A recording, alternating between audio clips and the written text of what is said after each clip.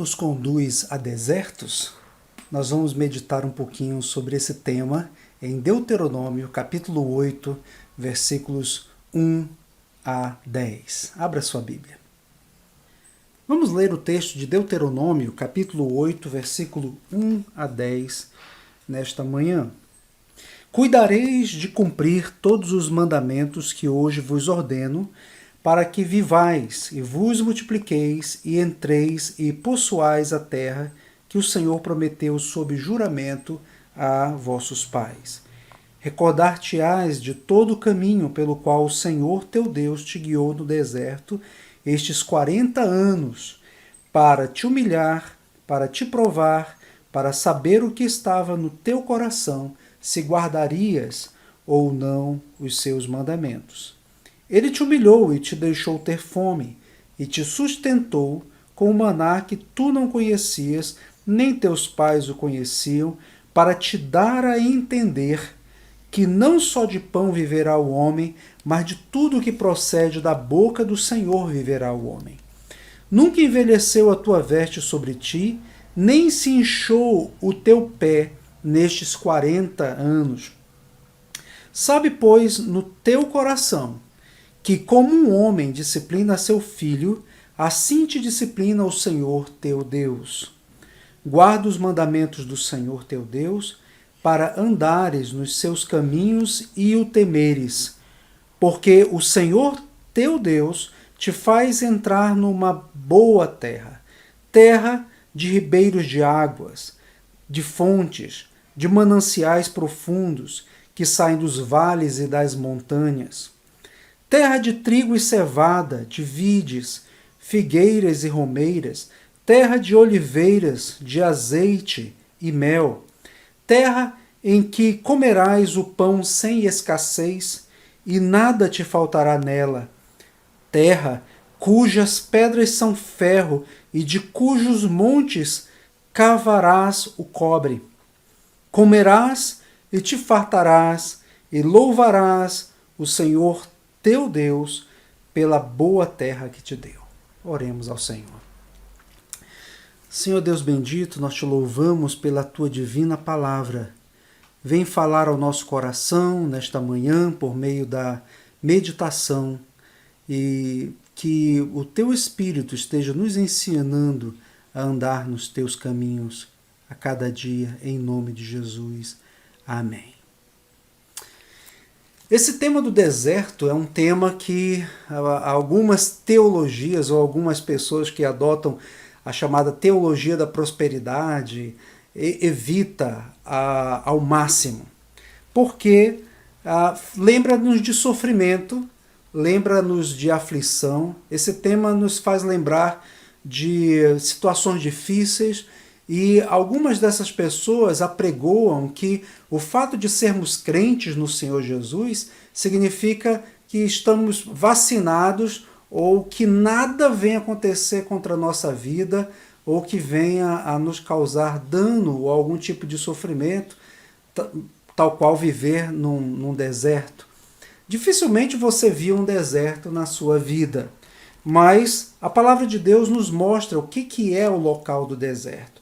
Versículo de número 13 mesmo, do capítulo 8 de Deuteronômio, esse contexto mais próximo do texto que nós lemos, fala um pouquinho das coisas terríveis a que os judeus, ou aqueles irmãos israelitas, estavam suscetíveis no deserto. Versículo de número 15, perdão, falei 13, versículo 15.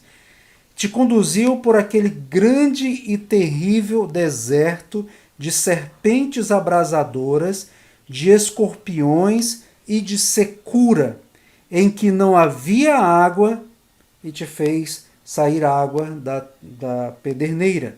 Então aqui já nos dá uma ideia, mesmo que nenhum de nós tenha andado por um deserto, literalmente, sabemos que o deserto é o lugar de serpentes abrasadoras, ou seja, um lugar de perigo iminente, em que qualquer um pode ser picado a qualquer momento. Algumas dessas serpentes ficam escondidas na superfície da areia, embaixo da superfície da areia, e há lugar também escorpiões nesse deserto. Há um lugar, um lugar de secura, um lugar onde falta água, há escassez de água e há escassez de alimento também. Agora aqui, algo que já nos faz pensar aqui. O nosso Deus libertou o seu povo do cativeiro egípcio e os conduziria até Canaã. Mas no meio, entre o Egito e Canaã, havia o deserto. E Deuteronômio foi escrito exatamente no contexto em que o povo estava prestes a adentrar na terra prometida, essa terra que mana leite e mel. Mas para entrar nessa terra, ele teve que ser provado durante 40 anos, andando no deserto, caminhando no deserto, sob os perigos do deserto, mas o Senhor não os abandonou. E nós olhamos exatamente esse texto aqui, que Deus os conduziu naquele deserto. Qual o propósito daquele deserto? Versículo de número 2, observe aí. Recordar-te-ás de todo o caminho pelo qual o Senhor teu Deus te guiou no deserto estes 40 anos, para te humilhar, para te provar, para saber o que estava no teu coração, se guardarias ou não os seus mandamentos. Ou seja, o deserto não foi um acidente na vida do povo de Deus. O deserto foi algo planejado por Deus. O deserto foi o momento em que o povo estava aprendendo a depender do Senhor.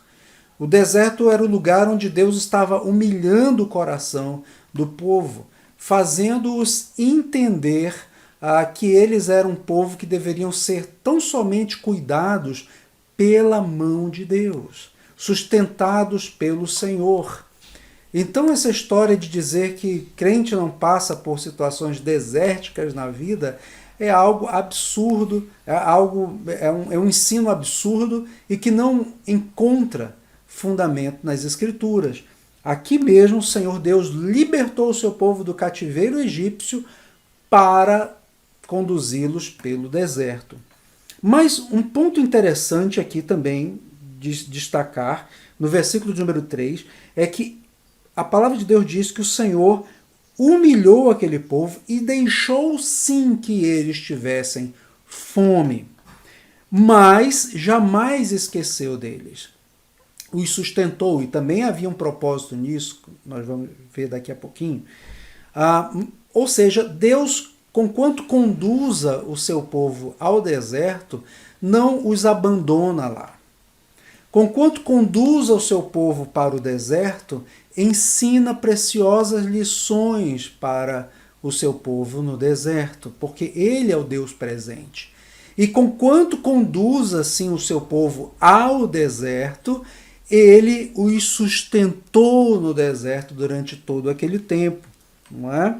Aqui no versículo de número 3, sustentou com o maná que tu não conhecias, nem os teus pais, para te dar a entender, ou seja, para colocar na cabeça deles, de uma vez por todas, que não só de pão viverá o homem, mas de tudo que procede da boca do Senhor viverá o homem. Se você observar lá na história sobre que narra esse episódio em que o povo recebe o maná, eles têm instruções ali a seguir. Eles não podiam colher mais do que eles necessitavam para a porção diária. E se eles colhiam ou desobedeciam essa palavra do Senhor, bichos vinham e comiam e apodrecia aquele maná que eles haviam colhido a mais. Por quê? Porque isto era, de certa forma, uma desconfiança da palavra do Senhor.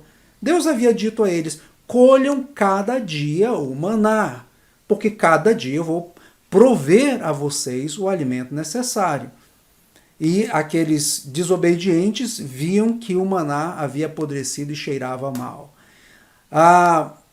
Mas na sexta-feira, o Senhor lhes dava porção dobrada de maná. Eles podiam colher além, para que não precisassem ir no dia de sábado colher o maná. E aí, aquele maná colhido a mais não apodrecia. Por quê? Porque o Senhor estava lhes ensinando, através daquele maná, assim como vocês recebem este alimento do céu, entendam, confiem na minha palavra, que eu lhes sustentarei cada dia. Por isso que ele fala que não só de pão viverá o homem, mas de tudo que procede da boca do Senhor viverá o homem. A nossa vida deve ser guiada sempre pela fé no Senhor Deus, que provê todas as coisas para nós em todo o tempo. E o próprio Cristo vivenciou isto. Lá em Mateus capítulo 4, é um texto que narra o momento em que Cristo foi conduzido pelo Espírito de Deus ao deserto. É interessante isto, né? Porque também contrasta com aquelas pessoas que acham que o Espírito de Deus só conduz os crentes aos pastos verdejantes, às águas tranquilas. Não, Cristo foi conduzido ao deserto por quem? Pelo Espírito Santo de Deus. E há aqui, claro, uma analogia também ao momento que o povo vivenciou no deserto, porque Cristo, por 40 dias, assim como o povo ficou 40 anos no deserto, agora Cristo fica 40 dias no deserto e tem fome. E aí, num determinado momento que ele tem fome,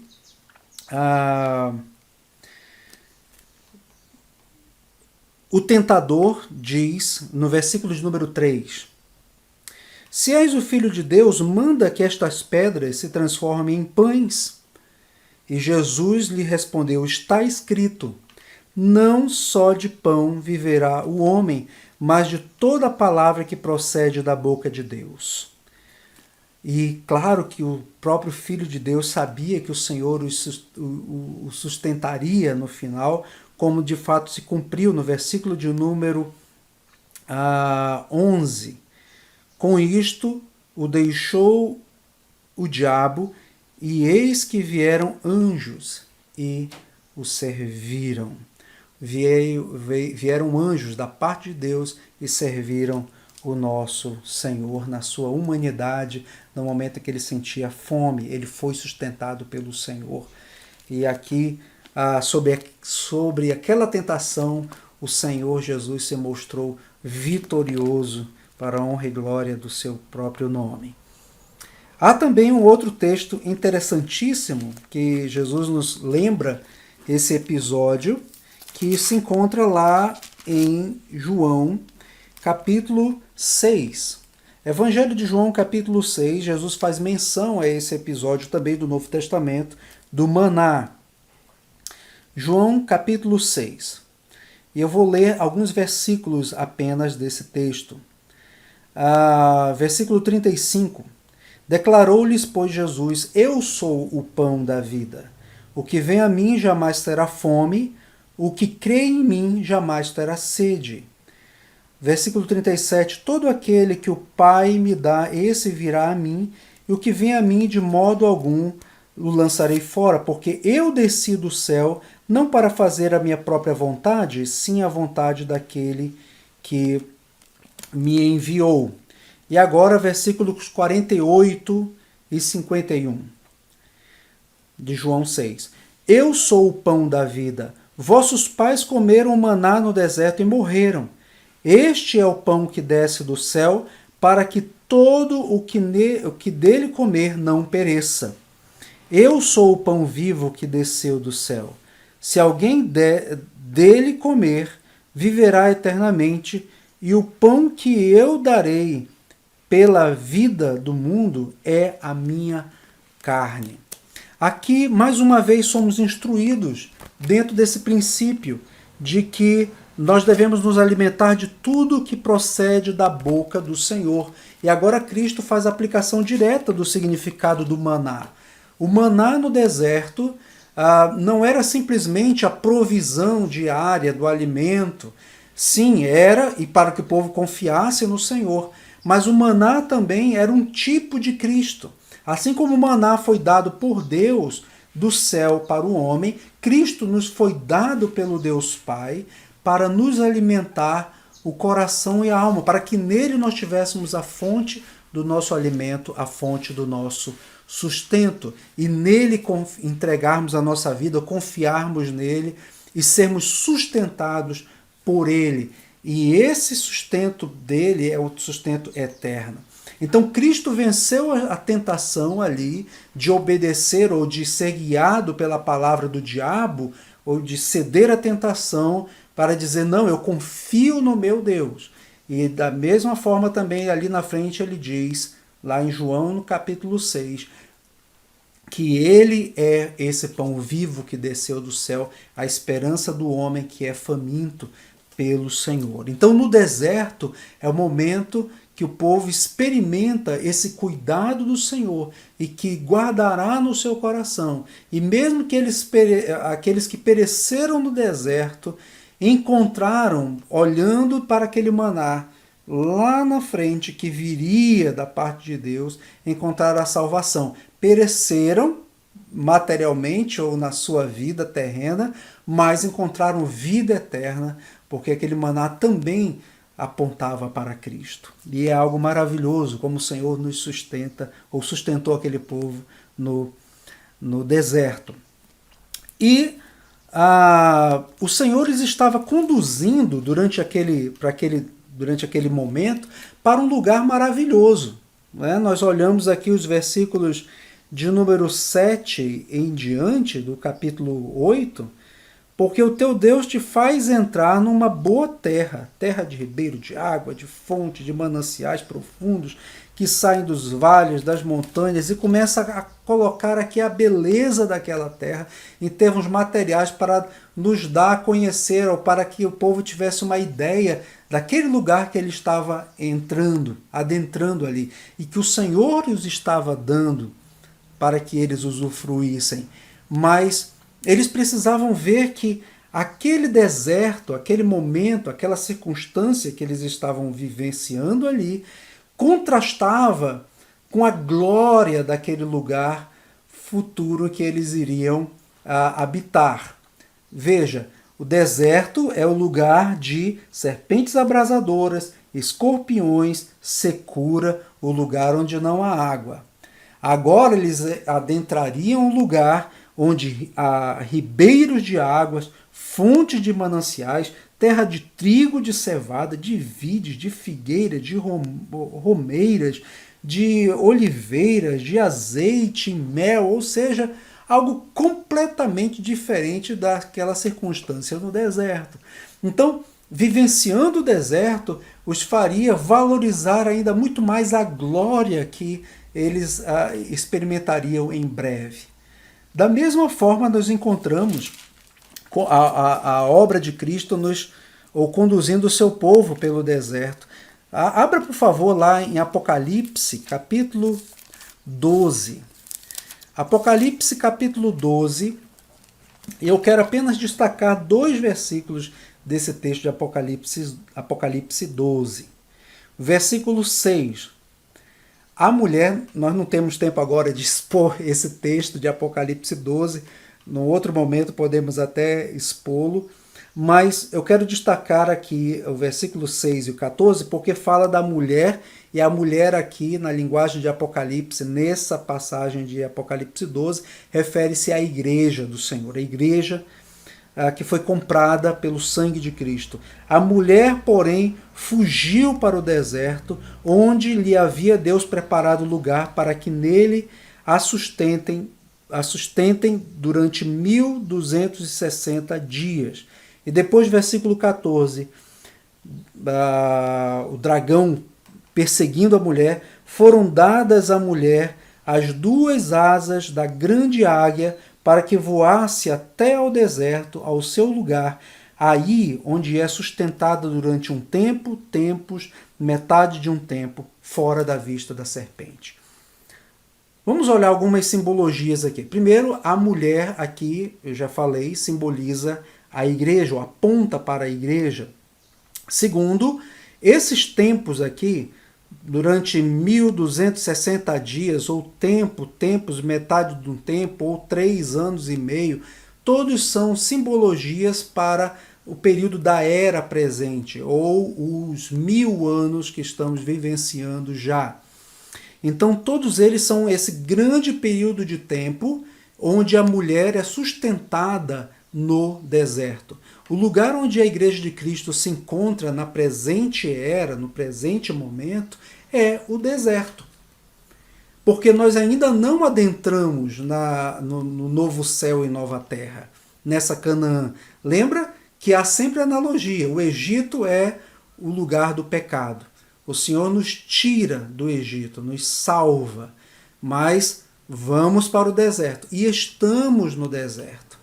E nesse momento do deserto é o momento em que passamos tanto por circunstâncias difíceis, momentos de aflições, momentos de dificuldades, de maneira dupla, tanto quanto como somos ensinados por meio da disciplina do Senhor, quando pecamos, quando falhamos, como também somos atingidos por consequências de um mundo caído, enfermidades, doenças, e que somos suscetíveis a elas nesse presente momento que vivemos. Então é o lugar do deserto, sim.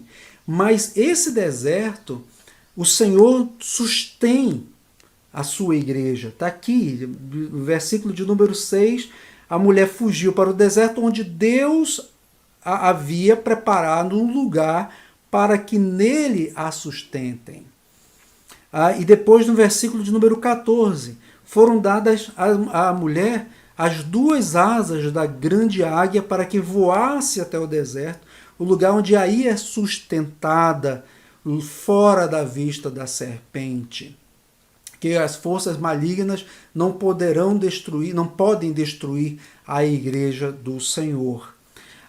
E aí, essa igreja sustentada no deserto, sim, e nós vivemos exatamente esse momento de deserto, onde somos sustentados pelo Senhor, mas este deserto, esta era que estamos vivendo, por mais que haja muita beleza nessa natureza que nos cerca, e muita beleza neste mundo, mas nada comparável à glória que há de ser revelada a nós um dia por Cristo Jesus, quando Cristo vier com poder e glória nos buscar, nos resgatar deste deserto em que estamos vivendo agora. E da mesma forma como o povo foi sustentado, o Senhor não nos abandona, e isso tudo mostra a sua glória. É só para nos dar ainda muito mais noção de como será a glória no futuro. Eu gostaria de encerrar essa nossa meditação trazendo algumas aplicações para nós. Primeiro, sim, Deus nos conduz pelo deserto. Nós acabamos de ver que nós estamos vivendo no deserto. Mas o que faz toda a diferença é que Ele está à nossa frente. Ele está nos guiando. Não há nada que o surpreenda. Não há nada que foge ao seu controle. Ele está nos guiando durante todas as provações circunstanciais que somos submetidos nesta vida, assim como Ele fez com o povo no deserto no passado. Sim, Deus também está nos ensinando. Ele não só nos abandona, mas nos ensina lições preciosas no deserto. Nos ensina a depender dele. Ele quer exatamente nos humilhar, ele quer exatamente nos frustrar em naquilo que nós achamos que somos superiores, naquilo que nós achamos que temos algum controle. O Senhor nos humilha e nos faz muitas vezes ter fome e ter medo também, para nos sustentar com esse maná maravilhoso que, claro, que se personificou em Cristo, mas que está hoje aqui presente entre nós por meio da sua palavra também, onde nós encontramos o consolo, a direção, o alimento para a nossa vida diariamente. Quando somos tomados por sentimentos de incerteza ou de não sabermos o que acontecerá, amanhã, devemos olhar as Escrituras e perceber, peraí, calma, Deus está no controle de todas as coisas. Por que eu temerei? No que eu devo temer? O Senhor, então, nos ensina lições preciosas. Sim, o Senhor também disciplina os seus filhos no deserto, como um pai amoroso, que disciplina aqueles a quem ele ama. O deserto também é o lugar de nos disciplinar quando erramos, quando falhamos, punir, não só punir o pecado, não só castigar, mas ensinar, ou seja, disciplinar, mostrar o rumo correto. E este o Senhor Deus faz também com maestria. Esse deserto é o lugar também em que devemos orar ao Senhor: vem, Senhor, vem resgatar a tua igreja. Nós estamos no deserto, nós não sabemos quanto tempo durará esse tempo, tempos e metade de um tempo. Quanto tempo durará de fato isto em termos cronológicos. Mas nós podemos ansiar pela glória futura que há de ser revelada a nós. E é isso que o nosso coração deve desejar. Senhor, nesses tempos que estamos vivendo de sequidão, ou esses tempos de dificuldades que vivemos, ele só me faz ansiar mais por ver a tua glória, Senhor, por ver o Senhor vindo, descendo dos céus com poder e glória, resgatar a sua igreja preciosa, a sua noiva preciosa, e levar para juntinho de si, para as bodas do Cordeiro. E nesse momento, então, aí estaremos todos adentrando nesse novo céu e nessa nova terra, o lugar onde o próprio Cristo enxugará dos nossos olhos toda lágrima, nos consolará. E aí entraremos naquele lugar onde simbolicamente o povo, sim, experimentou ali em Deuteronômio 8, era o lugar dos ribeiros, das águas, o lugar maravilhoso. Mas para isto, enquanto estamos no deserto, precisamos, sobretudo, e por último, e talvez o mais importante, seguir os mandamentos do Senhor, obedecer o Senhor, ser guiados pelo mandamento do Senhor. Porque Deus nos deixou essa preciosa Escritura como esse mandamento, ou esse guia para a sobrevivência no deserto, guia para sobreviver nos tempos difíceis, vem pela palavra do Senhor. Então, que nesses tempos de deserto que temos vivido, não apenas circunstancialmente agora, mas esse tempo também momentâneo de tempos e metade de um tempo, ou 1000 anos que vivemos agora, nós sejamos sim guiados pelo Senhor. Fazemos parte desse precioso povo que Deus resgatou do Egito ou da terra da servidão. E Ele não só nos susterá aqui no deserto, mas nos conduzirá e nos fará entrar naquela terra prometida, ou na nova Jerusalém. Por quê? Não por mim, não pelos meus méritos, mas pelos méritos de Cristo Jesus. A Ele seja toda a glória, toda a honra. Que o Senhor te fortaleça nessa esperança em todo o tempo. Oremos ao Senhor. Senhor Deus bendito, eu oro pelos meus irmãos, pelas minhas irmãs. Senhor, que aprendamos nesses tempos de deserto em que vivemos a confiar no Senhor.